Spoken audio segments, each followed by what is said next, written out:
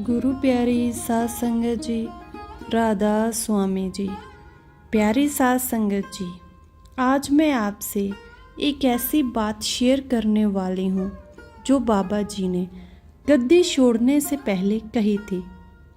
तब ऐसा क्या हुआ था कि बाबा जी ने इशारा भी दिया था, लेकिन जो सामने वाला था वह बिल्कुल भी समझ नहीं पाया था।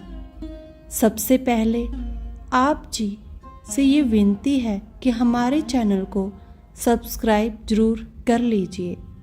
साथ संगत जी, आज जो मैं आपको ये बात सुनाने जा रही हूँ, इसे बहुत ही ध्यान से सुनना जी।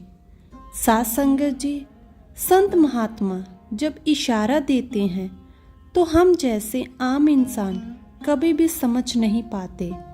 जैसे कि कुछ दिन पहले 1 सितंबर को बाबा जी बेंगलोर में थे। बाबा जी ने बेंगलोर में सुबह लगभग 9:30 बजे सत्संग किया और सत्संग आपने लगभग 40 मिनट का किया था। सत्संग के बाद आप जैसे ही फ्री हुए तो आप लगभग 11 बजे के आसपास बेंगलोर से हवाई जहाज़ के थ्रू निकल पड़े थे। जैसे ही 2:30 यानी कि 2:30 बजे आपकी फ़्लाइट डेरा ब्यास में उतरी तो आपको लेने के लिए ड्राइवर साहब भी खड़े हुए थे और सिक्योरिटी वाले भी खड़े हुए थे और आप जी लगभग 2 महीनों बाद डेरे में आ रहे थे। तो डेरे वालों में बहुत ही ज़्यादा खुशी थी। जैसे ही आपकी फ़्लाइट एयरपोर्ट पर उतरी और आप उतरकर गाड़ी में बैठे और गाड़ी में बाबा जी के ड्राइवर साहब मौजूद थे। अब कोठी तक जाते हुए बाबा जी कई बारी अपने ड्राइवर साहब के साथ बातें कर लेते हैं। कभी कभी कोई बात सिक्योरिटी साहब से भी कर लेते हैं, क्योंकि जो बाबा जी के आसपास रहते हैं, बाबा जी अक्सर ही कोई ना कोई बात उनसे कर लेते हैं। क्योंकि जो साथ में सेवा निभाने वाले होते हैं, बाबा जी अक्सर उनसे यार दोस्त के रूप में भी सामने आ जाते हैं। तो बाबा जी इसी तरह उनसे कोई ना कोई कभी कभी बात शेयर कर लेते हैं। इसी प्रकार जब आप जी एयरपोर्ट से गाड़ी में बैठे तो काफ़ी चौंके, पर संगत आपके दर्शन करने के लिए खड़ी हुई थी। तो आपने गाड़ी में अपने ड्राइवर साहब को बोला और उनका नाम लेकर आप जी उनको कहने लगे कि मैं गद्दी छोड़ने लगा हूँ। तो आगे से ड्राइवर साहब बाबा जी को कहने लगे कि बाबा जी, आप तो 3 सालों से ऐसे ही कह रहे हो कि गद्दी छोड़ने लगे हो। तो बाबा जी के ड्राइवर साहब को ये लगा कि बाबा जी मजाक कर रहे हैं और पिछले 3 सालों से यही बात कर रहे हैं कि मैंने गद्दी छोड़ देनी है। लेकिन इस बार शायद उन्होंने भी नहीं सोचा होगा कि सतगुरु इस बार पूरी ही मौज में आ गए हैं। जब आप जी सुबह सोमवार को सत्संग के लिए तैयार हुए तो सबसे पहले बाबा जी ने उस दिन भी जथा सेवादारों वालों को दर्शन दिए थे, क्योंकि जिस दिन बाबा जी बाहर से आए थे तो वहाँ पर किसी की डेथ हुई थी, संस्कार पर जाना था। तो इस वजह से उस दिन आपने शाम को डेरा में भी किसी को भी दर्शन नहीं दिए थे। तो आप अगले दिन फुल चुगने के टाइम गद्दी पर बैठे थे। उसके बाद डेरे में बाबा जी ने जब मीटिंग रखी थी और बाद में उत्तराधिकारी की घोषणा की, तो संगत ने जब ये बात सुनी थी तो जो संगत उस समय जहाँ पर भी थी, जैसे कोई फॉरेन में था, कोई पंजाब में था, कोई दिल्ली में था, वे उसी टाइम वे अंदर से टूट गए और उसी टाइम रोना शुरू कर दिया। लेकिन सतगुरु ने जब अपना वादा पूरा किया और सतगुरु जी कहने लगे कि मैं कहीं नहीं जा रहा, तो आप फिक्र क्यों करते हो। अक्सर ही बाबा जी से जब सवाल जवाब प्रोग्राम में भी किसी ने पूछा था। शायद ये सवाल जवाब 2-3 दिन पहले भी डेरे में हुआ कि बाबा जी आप हमारे सेंटर में आना। तो बाबा जी ने कहा कि मैंने इसलिए तो इनका सहारा लिया है ताकि अब मैं ना जा सकूं तो ये वहाँ सेंटर में चले जाएं। संगत जी, आप जी अक्सर ही सवाल जवाब में इशारा दे दिया करते थे और आगे से संगत हंस के दिखा देती थी। संगत को लगता था कि बाबा जी शायद मजाक कर रहे हैं, पर अक्सर ये बात हम लोग सुनते भी हैं, सत्संग में भी सुनते हैं कि संतों की महात्माओं की मौज को कौन जान सकता है, कब वह किस बात का मजाक कर रहे हैं या वह सच में ही हो जाएगी। साथ संगत जी, जब आप जी सोमवार को सत्संग के बाद कोठी में गए और फिर कोठी में भी सभी अधिकारी व रिश्तेदारों को बुलाया और अपने एकदम से डिसीजन ले लिया, तो जैसे कि धरती घूमने लग गई और एकदम से सारी संगत का दिमाग हिल गया कि ये क्या हो गया। लेकिन जब ही आप जी ने 8 तारीख को डेरा ब्यास में सत्संग किया, तब जाकर संगत के मन में शांति आई कि बाबा जी हमारे दरमियान ही हैं, बाबा जी बिल्कुल ठीक हैं। साथ संगत जी, इसी बीच में मीडिया वालों की ये भी रिपोर्ट आई कि बाबा जी को कैंसर है। बाबा जी ठीक नहीं रहते, उनको हृदय की बीमारी है।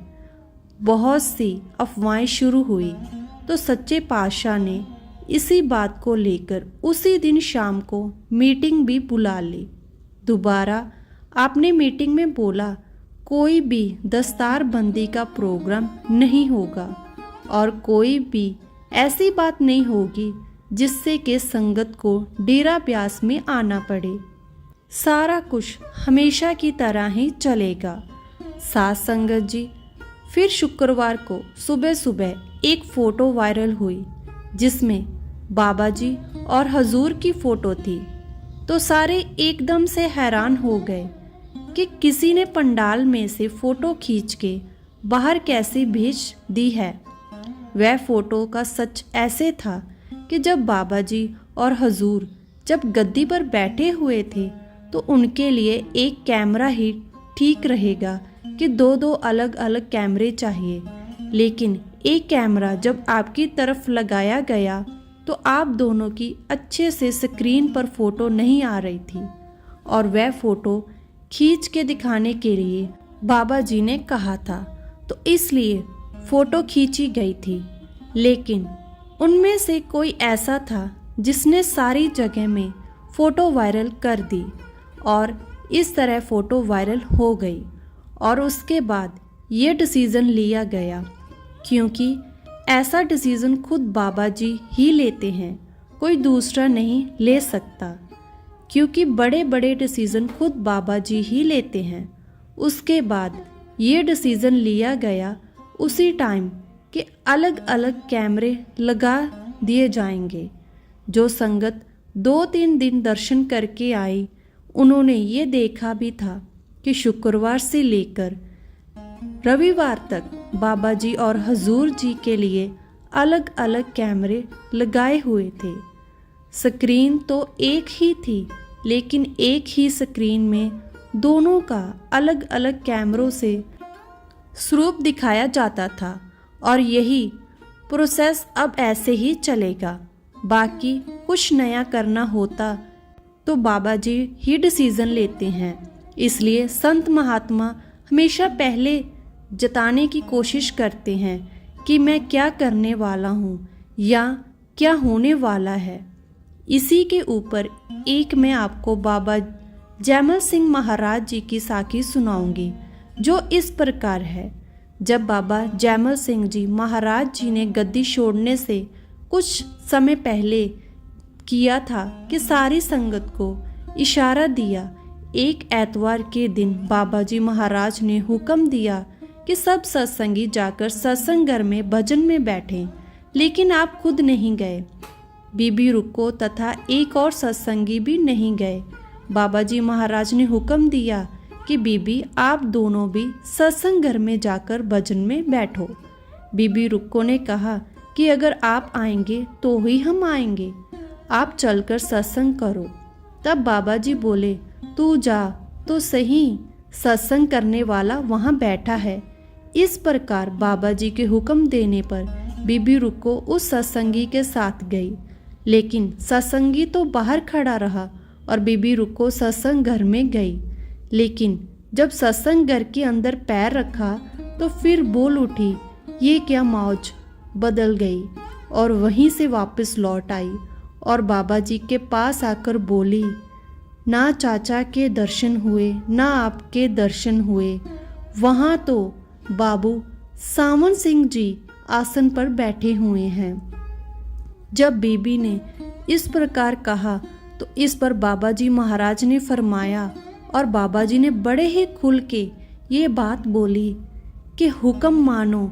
जिस दिन बाबू सावन सिंह जी पहले दिन काहन सिंह के साथ सत्संग में आए तो उसी दिन मैंने तुमसे कहा था कि ये पिछला अंकुरी है, इससे स्वामी जी महाराज परमार्थी काम लेंगे, इसलिए बीबी हुक्म मानो।